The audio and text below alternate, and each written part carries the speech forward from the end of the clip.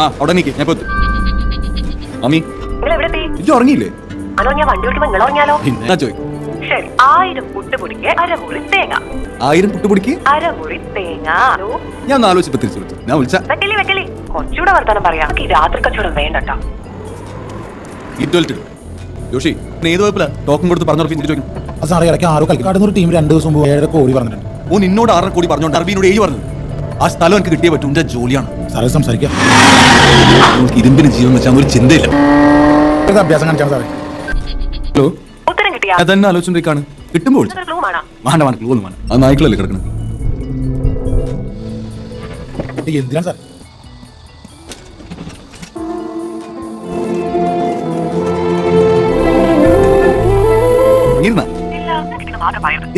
നക്ഷത്രങ്ങളാണ് ഞാൻ വിളിച്ച ചനി മാറിയാ ട്രൗസർ ഇട്ടാ പോരാ.